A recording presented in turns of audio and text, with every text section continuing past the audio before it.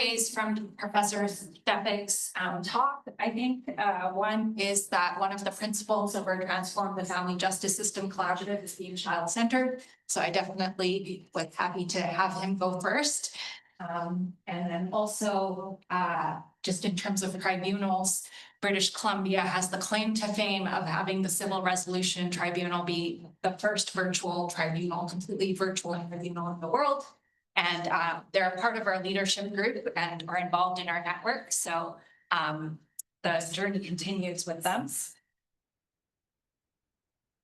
So I'm just going to start by introducing myself. So I have a background purely as a lawyer, as a civil litigator for the provincial government for almost 10 years, and then as a family lawyer at a mid-sized firm.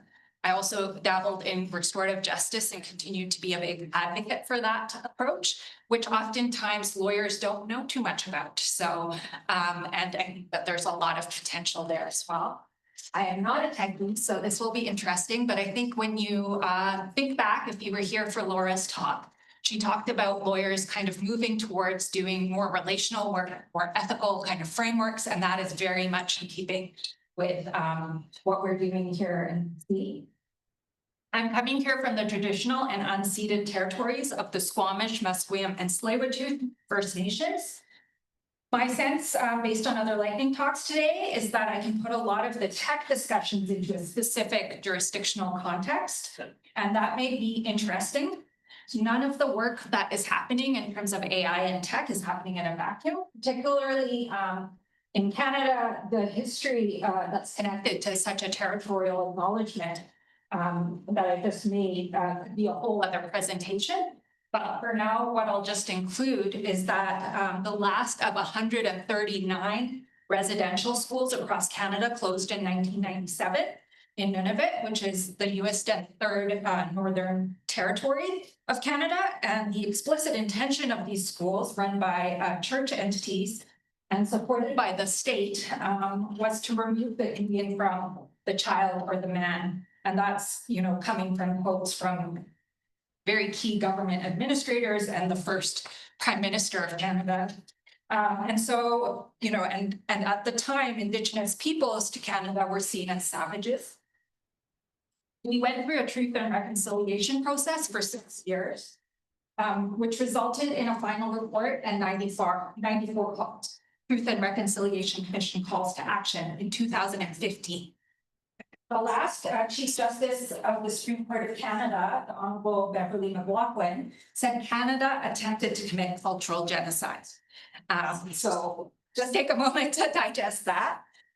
Two key calls to action with respect to the justice sector are Call to Action 27, which says we call upon the Federation of Law Societies of Canada to ensure lawyers receive appropriate cultural competency training, which includes the history and legacy of residential schools, the UN Declaration on the Rights of Indigenous Peoples, treaties and Aboriginal rights, Indigenous law, and Aboriginal Crown relations. This will require skill-based training in intercultural competency, conflict resolution, human rights, and anti-racism.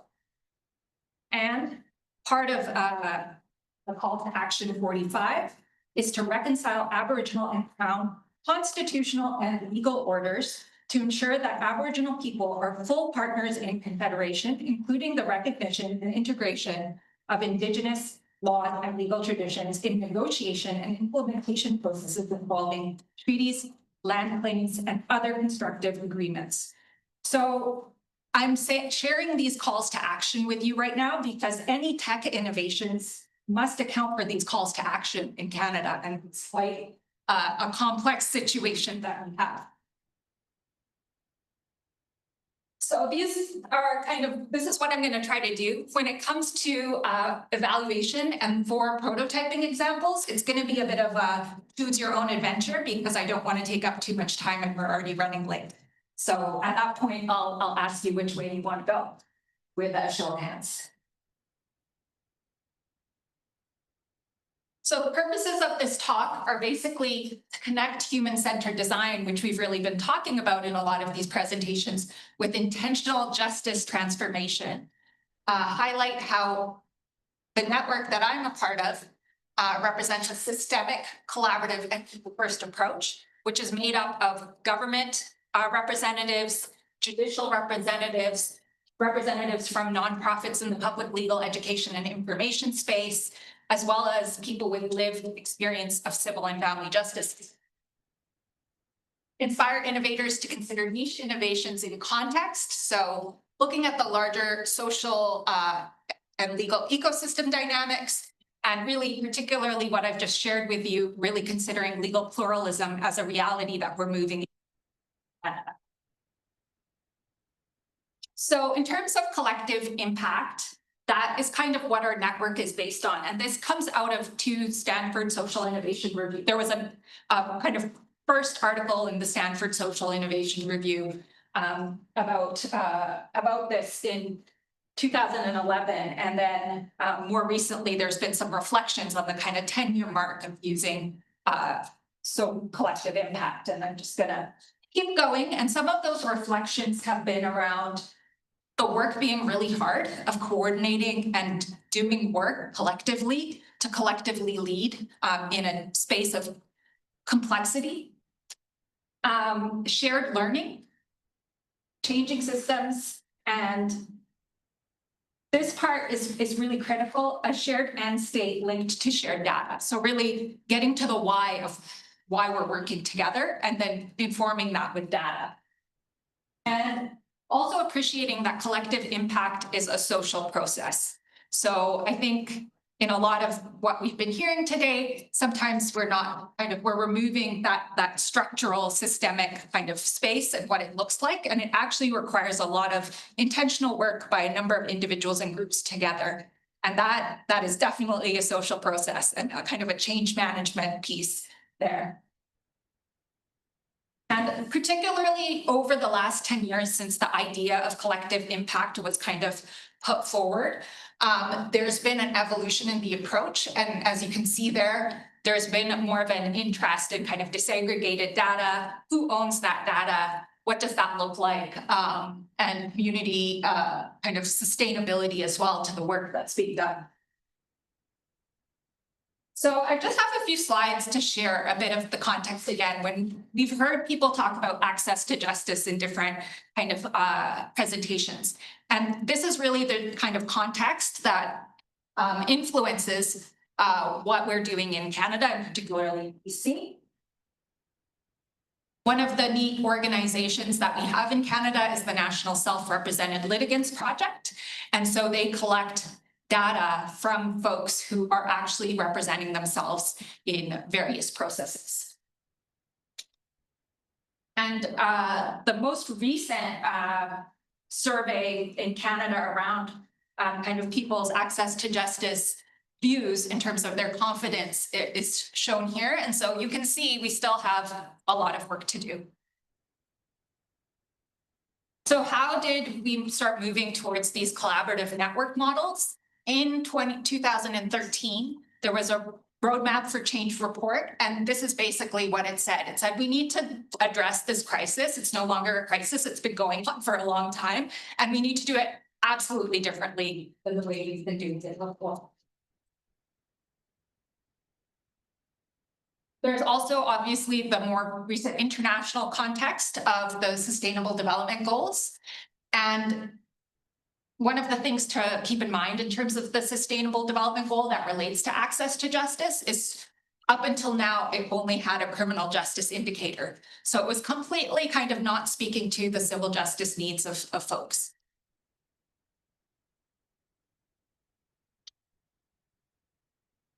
I have this little slide, which is just like a 101 about human-centered design, but I found that it's really helpful for people who are in the legal sector to kind of have an idea of the approach that we're taking when it comes to prototyping and really speaking to, again, the fact that so many people are kind of out of the formal justice system and trying to resolve their problems. So this is really at the crux of how we're achieving culture shifts in our sector. These kind of from to statements are where we get people to see what the current situation is, the status quo is, and then move to the end state that we're all hoping to achieve. And you can see some of, a later slide will show that some of the niche innovations that we're trying to do, whether with AI technology or like co-human AI tech solutions, really speak to trying to move us in that direction.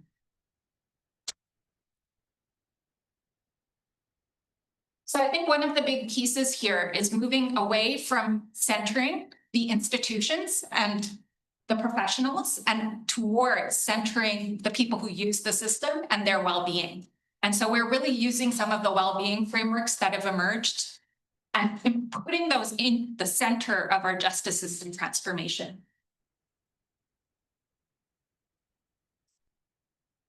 So we basically became formalized in 2015. And the crux of the framework we've used to work on systems change and to kind of move towards a user-centered and user well-being approach is the AAA measurement framework, which we've borrowed heavily from the health sector to kind of implement in a legal setting. So there's 3 components to the A2J AAA. There's improving user experience of access to justice. So that's really a process-related kind of aspect or element.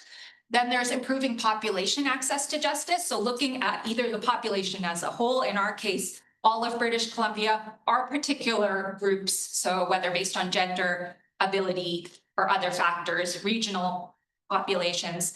When you look at groups in that way, what are you seeing in terms of their access to justice needs and challenges, and actually kind of taking that perspective into what we do.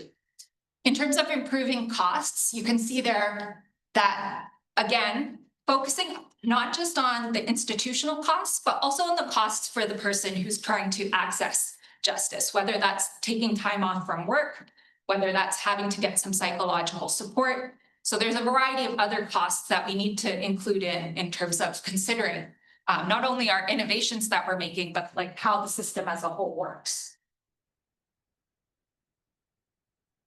So within those triple aim kind of pieces, which you can see are at the corners of this, in 2022, our leadership group created these. These are very simplified versions of 6 objectives. And you can see that like equity considerations are a really big part of it, which I haven't heard too much about today.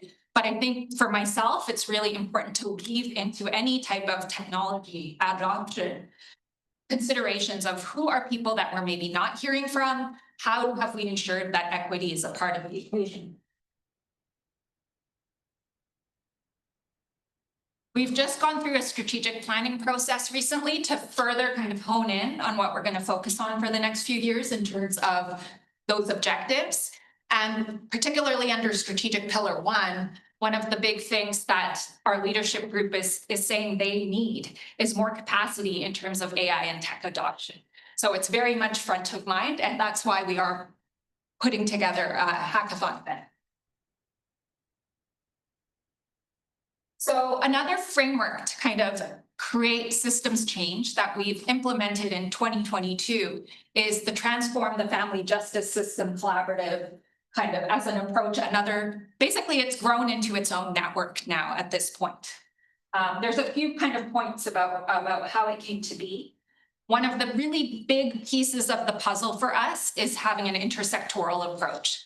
So it's not just about the law or the justice sector. It's also about the health sector. It's also about social service sector. It's also about the education sector. We need to work together because we're in silos, but human beings don't operate in silos. So in our communities of action that are mentioned here, once again, and those are kind of help foster the prototyping we want to see. There's all sorts of people. And I've seen a lot of other communities of practice where it's only for the service providers or only for a particular sector. And so what we're doing is around certain themes, we're bringing together people who have a lived experience that they don't want to see someone else go through, or they have a service experience that they're not frustrated with, and then they want to see some change. This is an org chart I made, but we're definitely not org charty. We're a lot messier than that. But this just gives you an idea of all the things going on in terms of the Transform the Family Justice System Collaborative and the partners that are involved.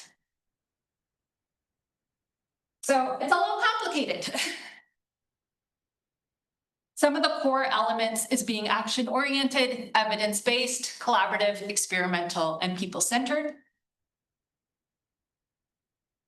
And we've really relied on this particular Gales framework in order to inform us. And I had kind of referenced it when I talked about niche innovations. So what it is that typically the landscape is informed by culture, values, and identity.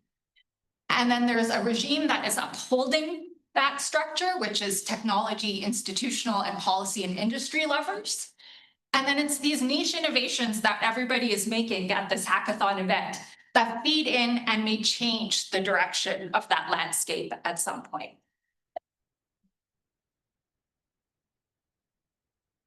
So I think sometimes we're really zooming in on the things that we're doing in the immediate, but really what our work is all about is zooming out and seeing what's the big picture and making sure that we're intentional in doing all these niche innovations. How do we do that? We have adopted this strategy map. It really scares people, but it actually is organizing all our different objectives in terms of the Transform the Family Justice System Collaborative. In particular, I want to note that the principles we have at the top, and then also, again, we have our main objective, which is to focus on achieving family well-being. And if anybody has experience, or our friends and family who have experienced separation and divorce through our current, common law or civil systems, you probably know that it's not a fun process. It actually can aggravate stress. Particularly for us, a big part of that is the adverse childhood experiences that result. And so there was a large scale study done. I don't know how many people here are aware of adverse childhood experiences, but it's really about the brain science and using that evidence to change the way we do things in the legal sector. There's 5 capacity building objectives at the bottom.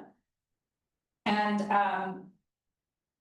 the next slide will show those in a bit more detail. But for now, basically, the idea of a strategy map is rather than just kind of trying to achieve a larger objective with various people just doing things without any type of organization, we're trying to work together so that we have some strategy measures that then feed into that outcome objective and achieve better results.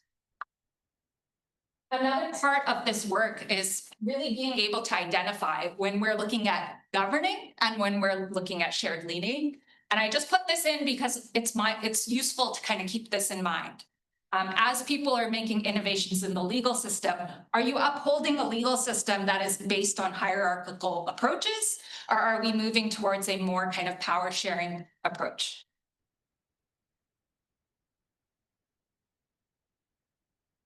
Okay, I think I'm almost over time. So I'm going to move through this part, but this is basically our theory of change for the Transform the Family Justice System Collaborative.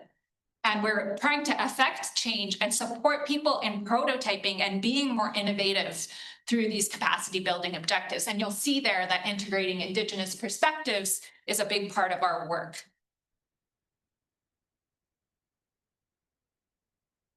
Okay, so some of the quick learnings I can share with you about prototyping that we've done are that, again, it requires a lot of people work.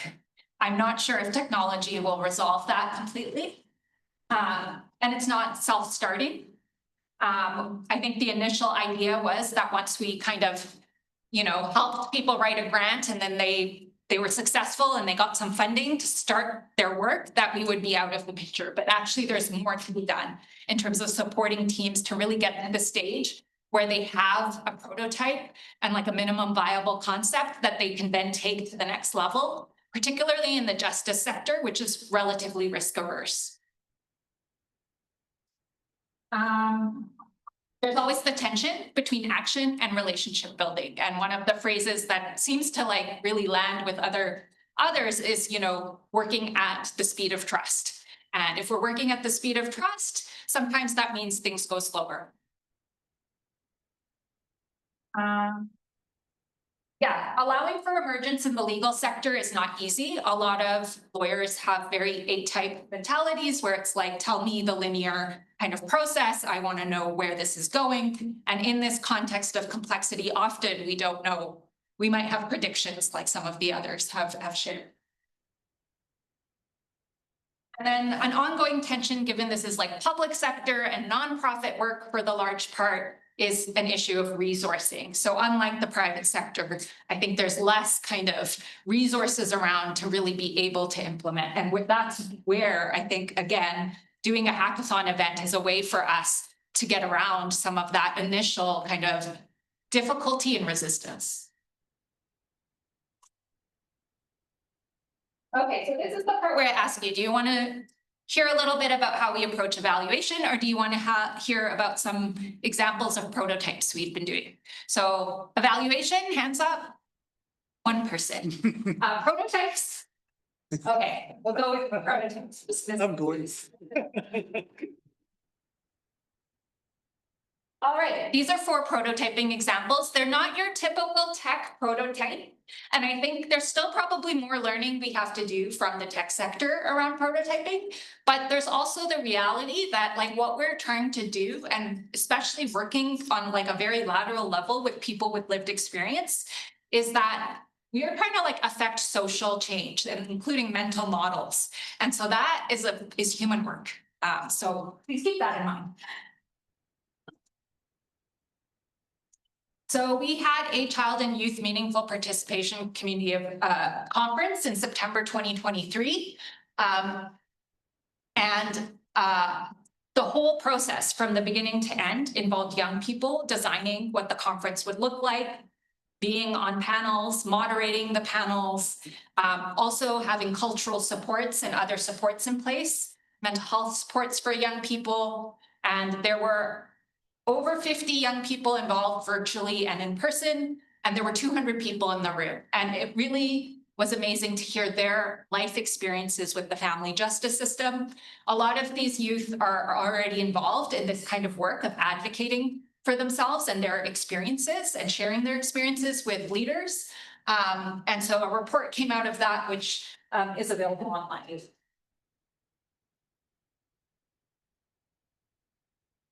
Our former Chief Justice actually was at the conference and at the table with young people. And one thing he reflected on and the closing of that conference was that if he had, when he first was on the bench, been at such an event or had access to these stories, he might have approached the decision-making he made in terms of family justice cases, family law cases in a very different way, and would have been attuned to making sure that the children and their voices and their participation was involved. And in Canada, we have signed on to the Convention on the Rights of the Child, unlike the United States. So it actually is an obligation that the legal sector has, but hasn't been fulfilled. This is the Editor project. So this is all about information and referral. We have a wonderful collaborator with us who runs CASE, which is an information and referral software system. He's worked with many bar associations in the US around that. We've talked to folks in Ontario through Pro Bono Ontario who have identified a similar issue, that oftentimes people are going to multiple nonprofits and other lawyer referral services and other sources, legal aid, and not getting what they need, and kind of ending up at many doors. And so the whole idea is to give warm handoffs to these folks using technology.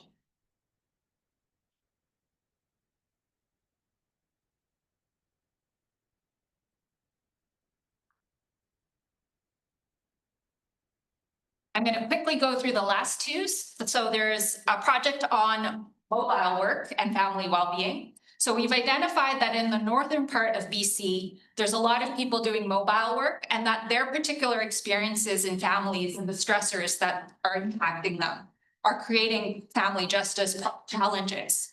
And so how do we address that preventatively? So these are some of the kind of interrelated purposes of that project. And we've gotten through phase 1, so it involved a literature review as well as focus groups. And there's a number of reports that are going to be coming out soon. And then the next phase will be starting to figure out what kind of prototyping we're going to do, likely in a couple of northern communities. Last but not least, we have a Health and Justice Alliance, and they have done a fair amount of work. First of all, we learned over this process that doctors are very hesitant and have certain stereotypes about lawyers. And so the first piece was around building trust and breaking down some of those barriers, but subsequently we've been working together.